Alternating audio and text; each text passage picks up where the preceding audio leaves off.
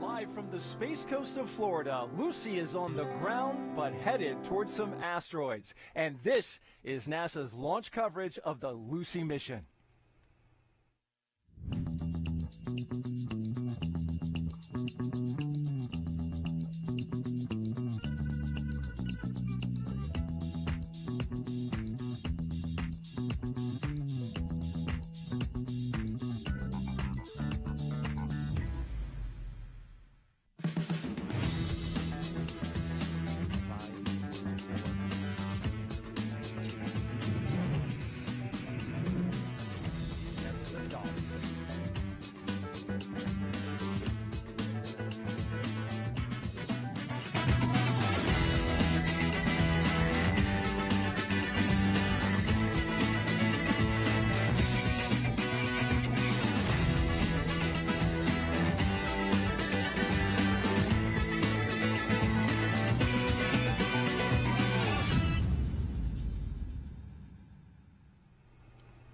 Lucy in the sky with asteroids. In L-34 minutes, this atlasv rocket will send Lucy on the first ever space mission to study the Trojan asteroids, which share Jupiter's orbit around the sun. Named after the Lucy fossil, the spacecraft will visit 8 asteroids over 12 years as we seek to uncover the mysteries of our solar system's formation. Welcome, and thank you for joining us here at NASA's Kennedy Space Center on the east coast of Florida. I'm Daryl Nail. We got a great launch for you. That's right, and I'm Marie Lewis, and we are both vaccinated against COVID-19, which is why we're not wearing masks since we're outside. Launch is set for 5:34 this morning Eastern Time from Space Launch Complex 41 at Cape Canaveral Space Force Station, and we are at L-32 minutes and counting. No spacecraft has ever been to the Trojan asteroids. They are considered fossils of planet formation and may hold clues about our ancient past. With boosts from Earth's gravity, Lucy will fly very close to 8 asteroids over her 12-year journey. Just as the Lucy fossil has been extensively studied, the Lucy spacecraft promises to teach us about our solar system's evolution, including Earth. Now, no other space mission in history has visited as many different destinations in independent orbits around our sun. And we'll talk with the experts about Lucy's unprecedented journey ahead.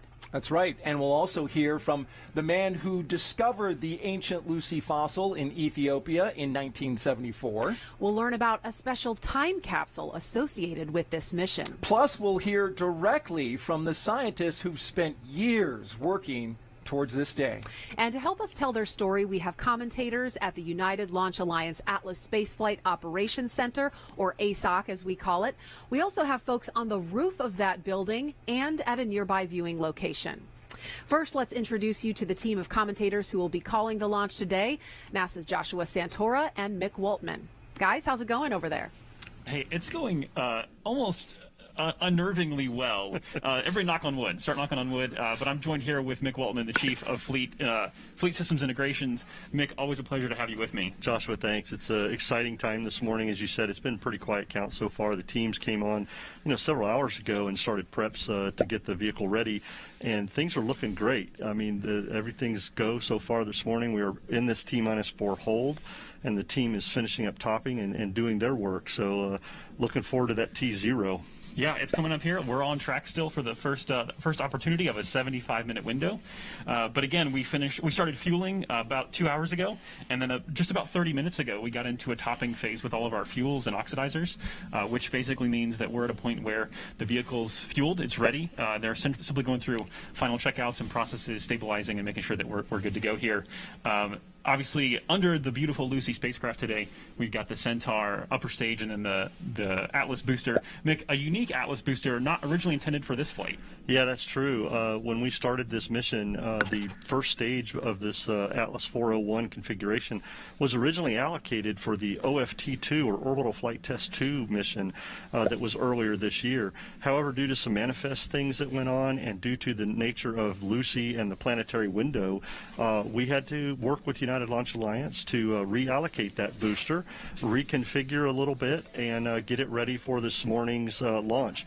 So the booster, of course, reallocated from OFT, but the Centaur is brand new for this mission. And as you were saying earlier, finishing up topping, we're getting about 740,000 pounds of fuel on board once we finish fueling here, get ready for launch this morning. Yeah, so things progressing well. A lot of what's left is to get Lucy ready to be living on her own and flying free. And so as we look ahead to the countdown, we have a few things coming up, including a weather check. We also have the spacecraft moving to internal power, and lots more to come. We're excited, so even beyond liftoff today, stay with us. I think that's going to do it for us for the moment. Again, lots more to come ahead. Marie, we're going to send it back over to you.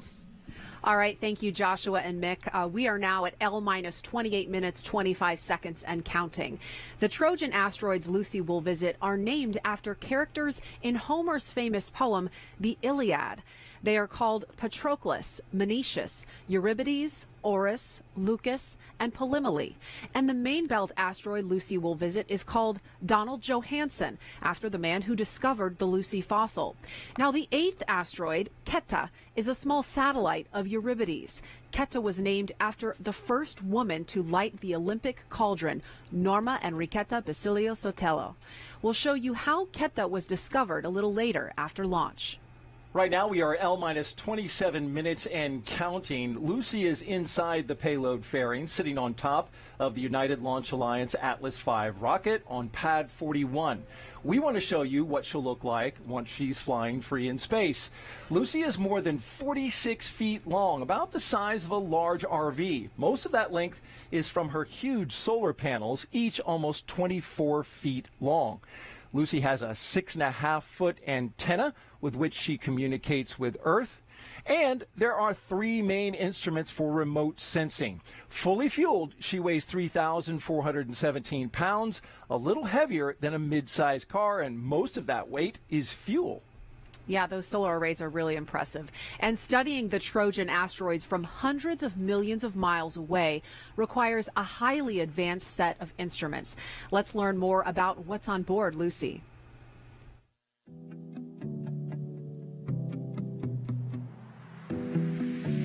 The Lucy spacecraft will be taking a journey where no other spacecraft has gone before: the Trojan asteroids.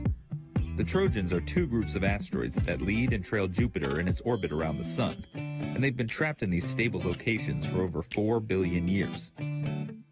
Lucy will have a suite of scientific instruments for collecting data as it flies by the asteroids.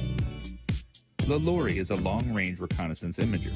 It's often referred to as Lucy's eagle eyes, since it has the highest spatial resolution of all of Lucy's cameras. This black and white camera is actually a type of telescope, the same kind as the Hubble Space Telescope. The LORRI was built to produce clear images of the Trojan's craters, which will be a challenge since the Trojan asteroids are extremely dark. The LORRI will be able to see 75-yard wide craters from over 600 miles away. That's like standing at one end of a football field and being able to see a fly at the other end. The instrument's simple design does not use optical filters and includes no moving parts, reducing the risk of part failure during the mission. The LORRI will also search the Trojans for evidence of any rings and new satellites. The instrument's ability to see faint targets from far away also makes it perfect for optical navigation. The LORRI will help Lucy navigate to a point in space, and then a terminal tracking camera aboard the spacecraft, known as T2CAM, will help the instruments accurately point towards the targets. LATES is Lucy's thermal emission spectrometer, which detects far infrared radiation emitted by the asteroids due to how they are heated up by sunlight.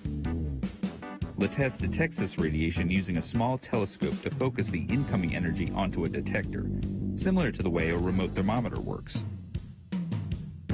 So, LATES is not taking images, but rather temperature measurements at various points on the asteroid. This data will be combined so that scientists can get an understanding of its surface properties. LATES will examine the properties of the regolith on the surface by measuring thermal inertia, which is the measure of how slowly the asteroid heats up from sunlight and then releases that heat.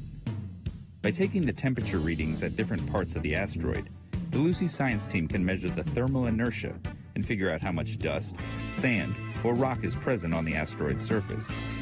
That data will tell us a lot about how the asteroid was formed, providing insight into the history of our solar system. Lucy's LaRalph instrument will search the Trojans for organics, ices, and hydrated minerals, and will help determine the surface compositions of the asteroids. LaRalph is actually two instruments in one, and together they will measure and analyze the spectra of light absorbed and reflected by the asteroid. The first is a color visible imager, the Multispectral Visible Imaging Camera, or MVIC. It takes visible light color images of the Trojan asteroids. The second is an infrared imaging spectrometer, known as LISA, the Linear Etalon Imaging Spectral Array, which collects infrared spectra of the asteroids. Like LaLaurie, LaRalph does not have a focusing mechanism. Instead, it is designed to stay in focus despite the extreme temperature differences in space by being made almost entirely from a single block of aluminum. As you can see, the Lucy spacecraft has a large suite of tools to study the Trojan asteroids, which will help us better understand the formation of our solar system.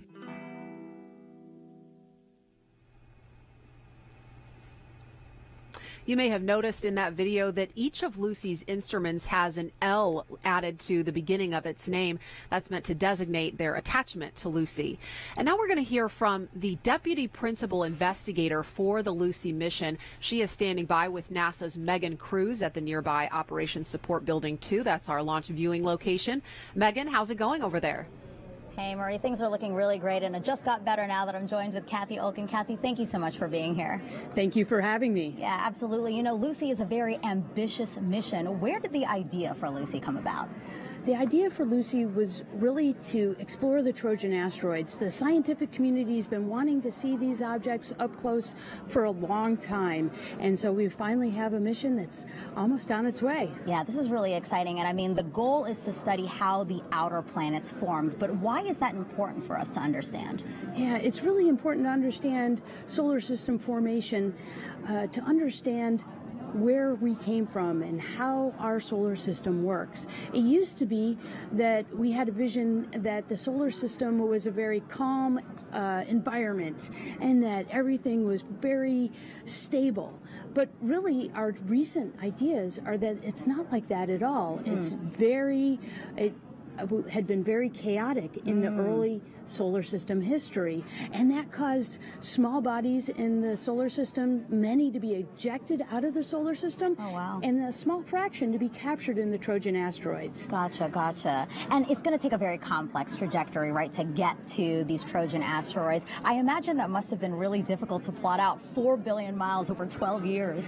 It really was. It took the whole team to be able to make this amazing trajectory that really enables the mission. On the science side, we started with a list of objects that we wanted to compare against each other. And then we handed that off to the mission designers, and they ran with it, and they found an amazing trajectory. And then the people who optimize the trajectory did their work. And so it's really effort from the whole team that got us this awesome trajectory. Perfect. And a quick last question, why 8 asteroids? That's a record-breaking number. It is a record-breaking number, and we really needed to go by 8 asteroids to really explore the diversity of these objects. There's more red and less red. There's smaller and larger objects. There's objects that we're going to be visiting that are remnants from a giant collision, and also a primitive pair, a binary pair that orbits each other. So in order to make all those comparisons, we needed to go past 8 asteroids. Kathy, thank you so much. It sounds so exciting, and honestly, we're so lucky because the weather looks so great right now, right, Daryl?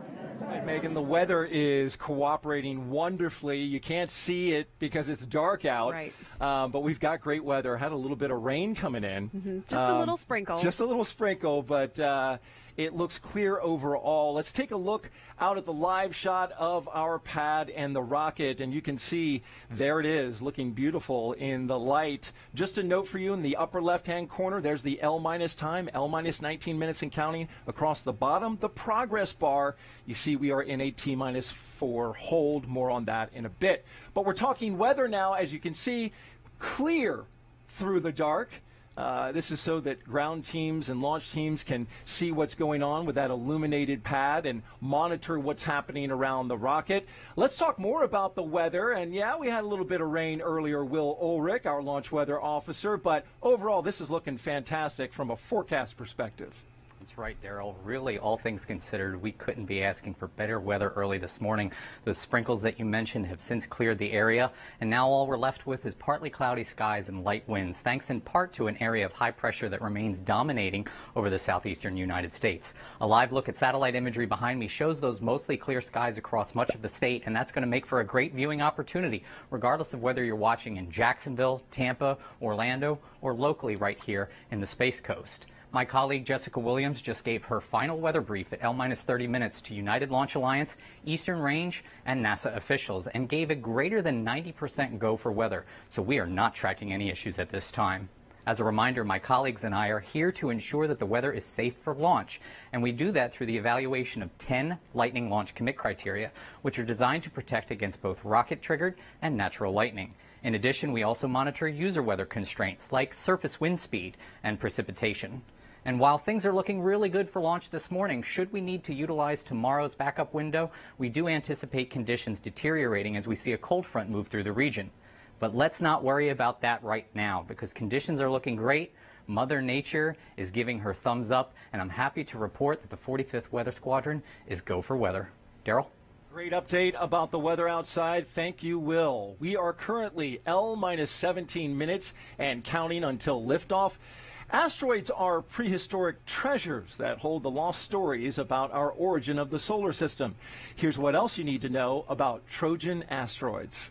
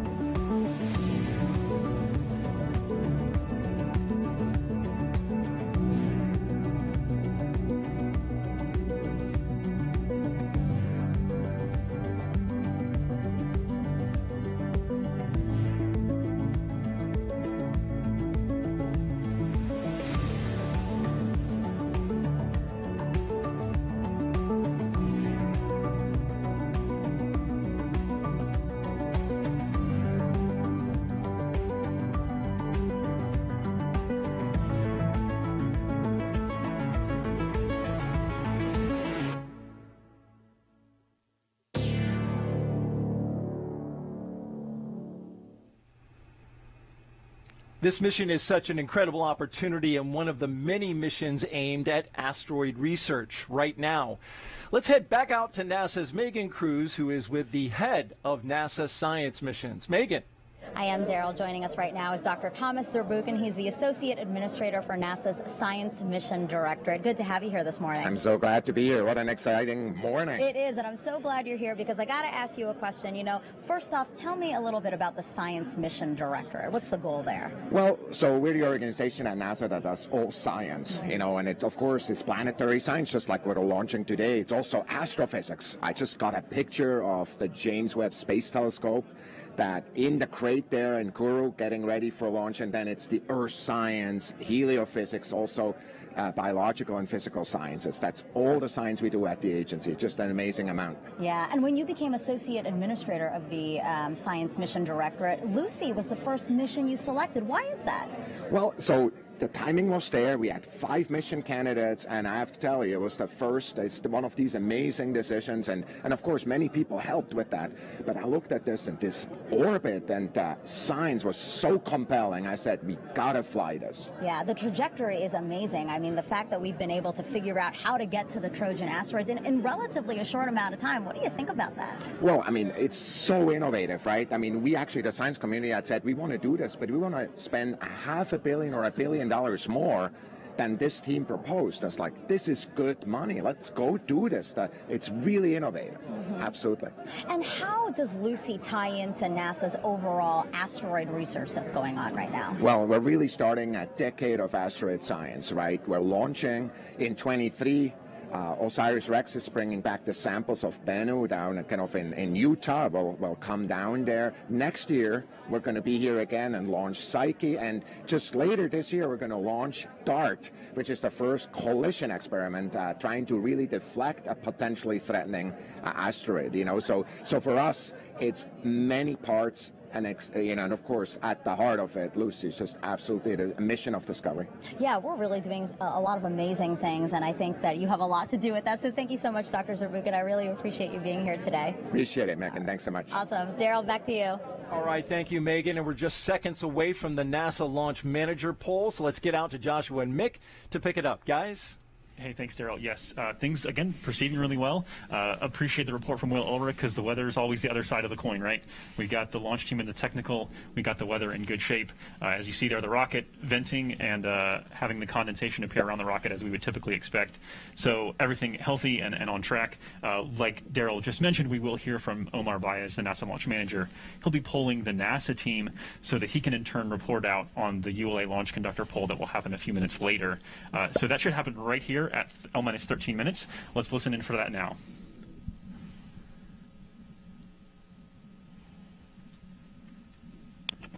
This is the NLM on the NLMnet, just providing an update. The range did notify us that one side of the JDMTA command site. Hey, so let's go ahead and we're going to step away from that for now, and we're going to, obviously there's something developing there.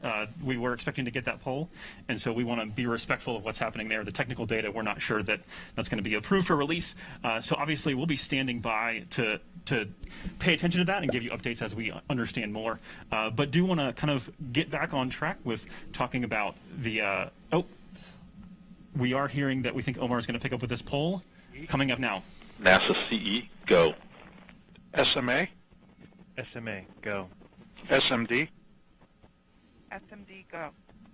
NASA Mission Manager? NASA Mission Manager, go. LSP? LSP is go. Copy that. The NASA team's ready to release the hold at T-minus 4 minutes. Yeah, so Joshua, what we heard there from NASA Launch Manager Omar Baez is he was basically just briefing his NASA team and spacecraft customer of an issue that the team, that the range had notified them of with one of their downrange assets. It looks like it was partially mission capable today. The team accepted that, and they are ready to move forward, as you heard in the poll, that all systems are go for the NASA side. And we'll be picking that up as Launch Conductor Scott Barney does his poll here in a little bit. Yeah, always a lot of things in play. We will continue to track that. Again, a great sign that the team was able to work through that and approve to move forward. So we'll be back in a few minutes bringing you the final steps of the countdown and a report up as we transition Lucy into internal power. But for now, Daryl, back to you.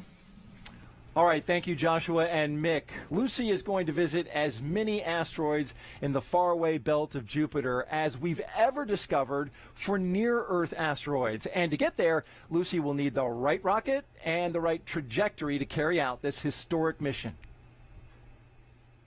We headed out to ULA's Vertical Integration Facility, where inside we were awestruck after walking onto a platform 18 stories above the ground, because just a few feet away was the Lucy spacecraft, inside its protective fairing and on top of an atlasv rocket. ULA was making final preparations to roll this entire launch vehicle out of the vertical hangar we were in and onto the launch pad. Jermaine Oliver, good to see you, my man. You too. Hey, thanks for coming out here and telling us about this flight trajectory and all the fun facts about Lucy going up into space. It's my pleasure. So, Jermaine, you are a flight design analyst with Launch Services Program. You know this flight pretty well. Tell me first about why we're launching at this specific time of year. We're trying to rendezvous with two different sets of asteroids that are on the Jupiter line, Jupiter orbit. So in order to do that, you have to launch at a particular time to line up where the asteroids are going to be at, because if you don't, you'll either get there too early or get there too late. Can you believe how close we're standing here next to the spacecraft? I've never been this close before. This is great. Let me ask you about this fairing. What's its purpose? The fairing purpose is to encapsulate the satellite throughout the time it's going through the atmosphere until it gets into space. So let's talk a little bit about the orbit. So this spacecraft is going out 530 million miles away from the sun. That's far, and it takes a careful orbit to get there. Yes, what happens is you have to use Earth gravity assist to slingshot yourself to each of the different asteroid trojans. So Lucy weighs about the same weight as a mid-sized vehicle, 3,400 pounds or so. Yeah. So it's pretty heavy. What kind of thrust does this rocket need to get it up off the ground and into space? Max thrust on this particular rocket is about 930,000 pounds of thrust, and to get Lucy on a trajectory that's going about maybe 27,000, 28,000 miles per hour. Tell me about this rocket configuration, the Atlas 401.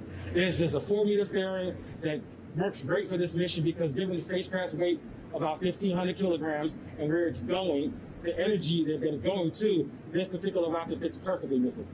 I'm really excited about the journey as it begins right here, right now, with this entire rocket and spacecraft rolling out to the pad. That's pretty cool. Yes, it is. I've never seen it before, actually. I'm excited to see how this goes today. You want to jump on and ride with the MLP? Oh, no, thank you. I'm fine. You don't pass on that? I'm okay. Okay. Oh, look there. It's moving.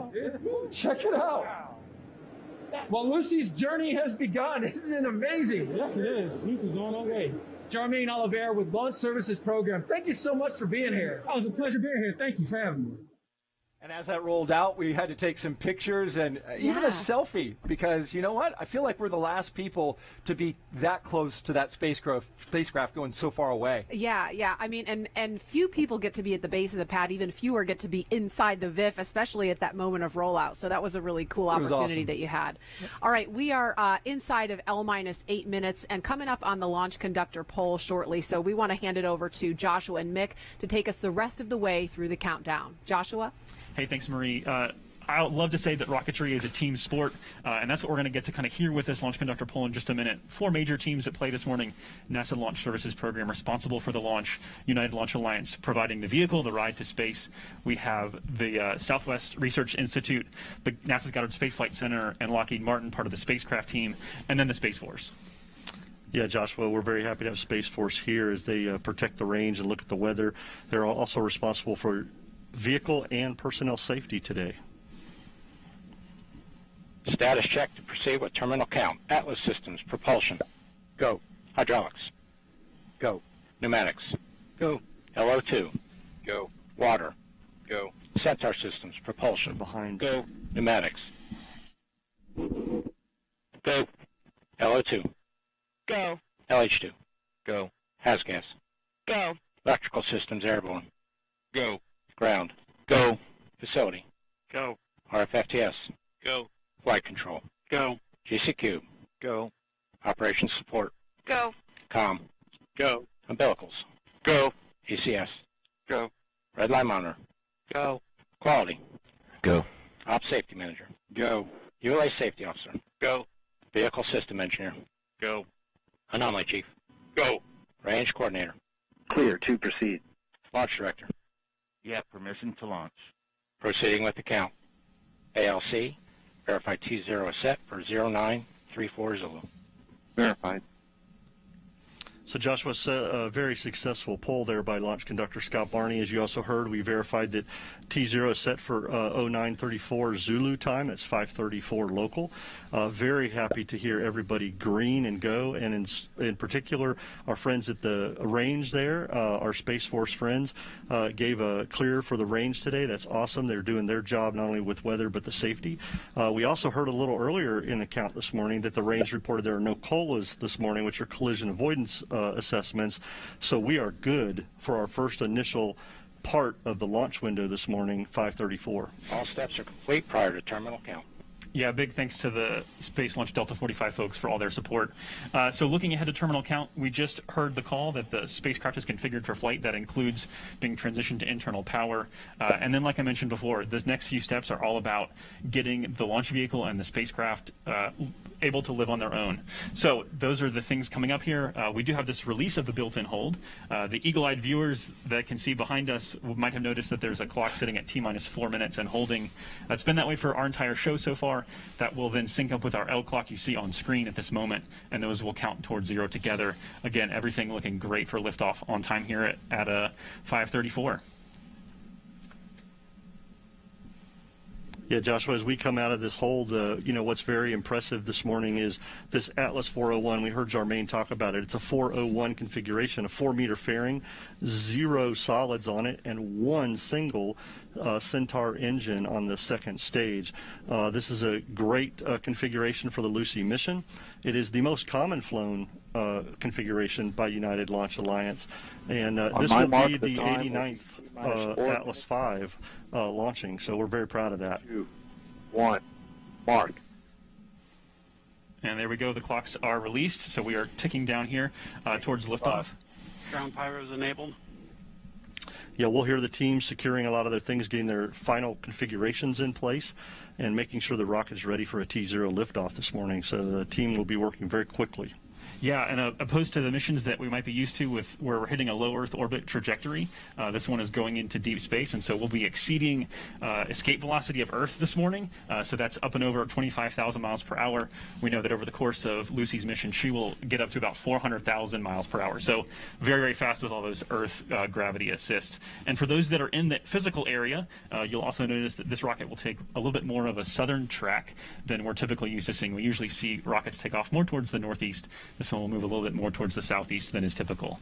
Yeah, and with that southerly trajectory, people ought to be able to see some great things with the weather the way it is today. 3 minutes.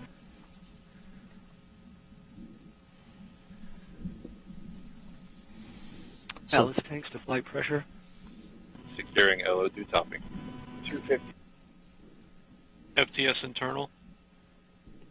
So there we heard the teams securing the topping and bringing the Atlas tanks to flight pressure. That's a huge milestone as we get ready for T0 this morning. The teams have finished putting LOX and hydrogen on board and making sure that all that 740,000 pounds of fuel is there for liftoff of Lucy. We also heard that the team brought in the flight termination system arm. That is part of the range safety that is needed for the vehicle as we lift off this morning. Yeah, previewing what's to come ahead, so stay with us after liftoff. We'll be tracking with a couple burns of the Centaur, spacecraft separation, those beautiful solar arrays deploying, and then signal acquisition of signal will kind of be the end of our show for you today, beginning a 12-year, 4 billion-mile journey for Lucy. Absolutely. 159. Vehicle internal. 155. Launch sequencer start. 150. Securing Centaur LH2. Securing Centaur LO2. 140. Launch enabled. 137. FTS armed. 90 seconds to go.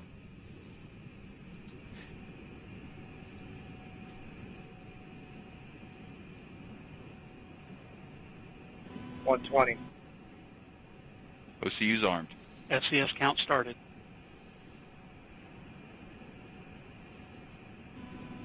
110. Vent valves locked.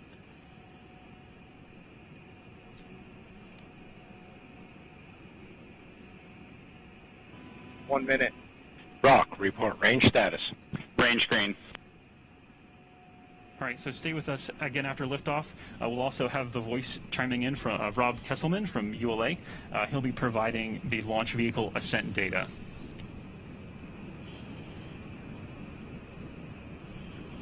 40. Stable at step 3. So that's a great sign right there, stable at step 3. Everything is at flight pressures. Or now the only thing left, Joshua, is that final status check with the whole team. 25 seconds. Status check. Go Atlas. Go Centaur. Go Lucy.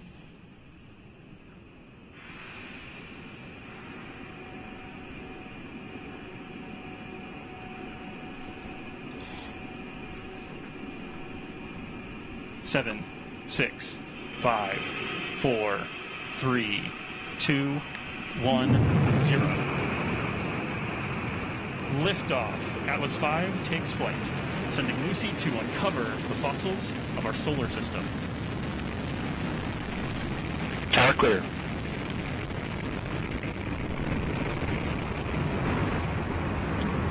RD-180 propellant utilization has gone to closed loop control. The vehicle has begun the pitch yaw roll maneuver.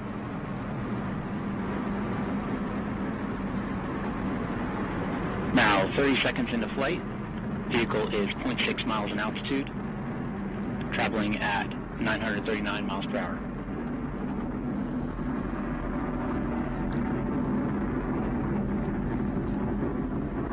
RD-180 performance continues to look good at this time. Engine pump speeds and injector pressures are in family for this thrust level.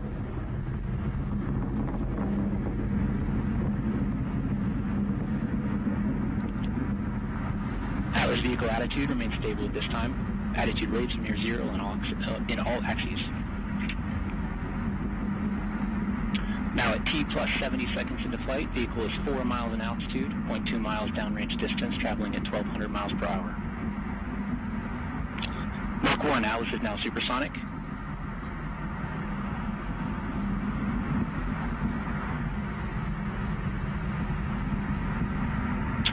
Vehicle is now passing through Max Q, maximum dynamic pressure.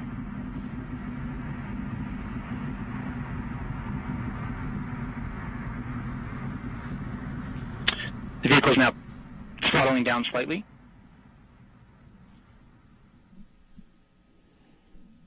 RD-180 engine parameters continue to look nominal after the prior adjustment to the thrust level.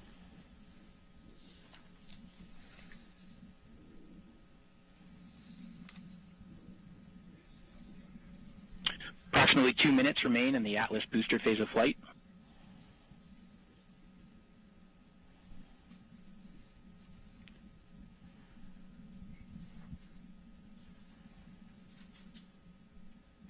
The Atlas V rocket weighs now just 1/2 of what it did at launch, burning propellant at a rate of 2,600 pounds per second. Vehicle is now executing closed-loop steering.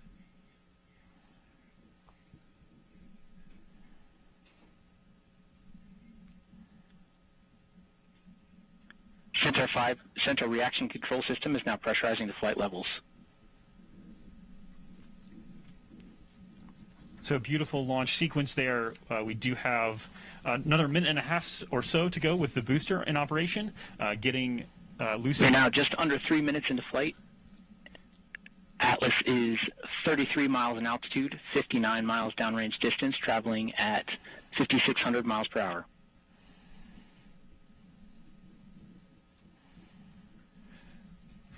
So Lucy being lifted up out of the atmosphere by the booster, getting on its way into a park orbit before we get towards... All first stage vehicle systems are operating as expected at this time. Future portions of the launch activity, we have the Centaur multiple burns ahead and spacecraft separation. Yeah, the big milestone we should see, Josh, coming up is booster engine cutoff, which would be the first stage cutoff, and then stage separation. The main separation. engine is now throttling to maintain a constant 5G acceleration limit. We're going to see a few things happen pretty rapidly. The booster will cut off just after 4 minutes, and then within the next 15 seconds after that, we should see the Atlas separate from the Centaur, and then the Centaur engine ignite for its first burn. Centaur has begun the boost phase tail-down sequence, and the RD-180 is now throttling to maintain a constant 4.6 G acceleration limit. Boost phase tail-down sequence has completed, and we have BECO, booster engine cutoff, and a successful stage separation event. So what you're seeing on screen is an animation that's being driven by actual telemetry Please data. on the RL-10.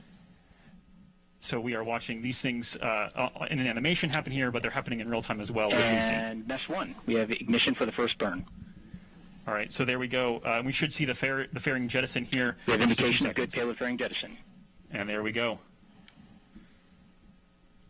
All right, Nick, so that wraps up the first round of major milestones here.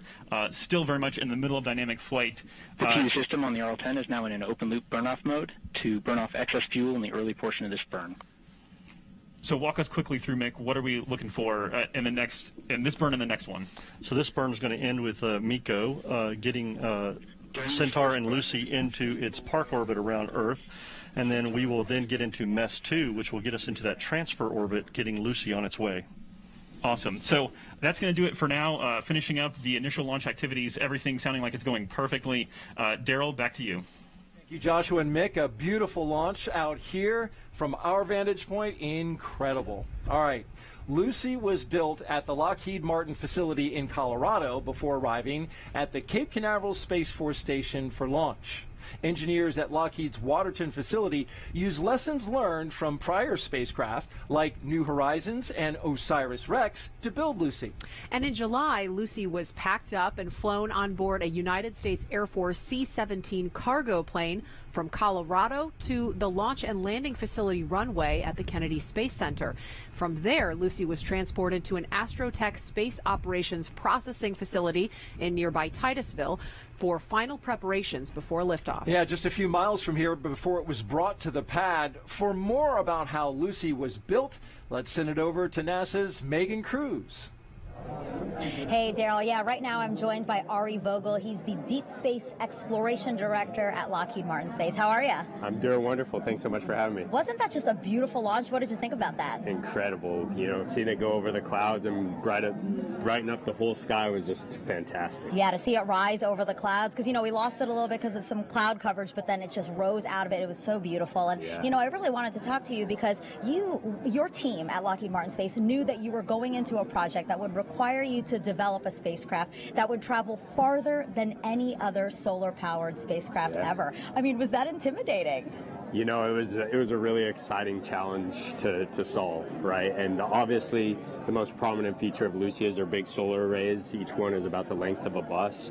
And, you know, what we did is we basically just broke the problem down into smaller pieces and then applied systems thinking to make sure that the design trades we were doing didn't impact, or that we fully understood the impacts for over the 12-year mission. So, you know, being the farthest solar-powered spacecraft is certainly something that was difficult to prepare for. A record 8 asteroids in one mission. And that ends our live stream for today. This has been Static Fargo. Thanks a lot for watching. This space probe is being carried by ULA Atlas 401 rocket, and it was launched from Space Launch Complex 41 on Cape Canaveral Space Force Station in Florida. And this is the first NASA mission to fly by a total of 8 ancient asteroid. And Lucy is a space probe that will tour Jupiter Trojan asteroids, which share Jupiter's orbit around the Sun, orbiting either ahead of or behind the planet. Again, thank you so much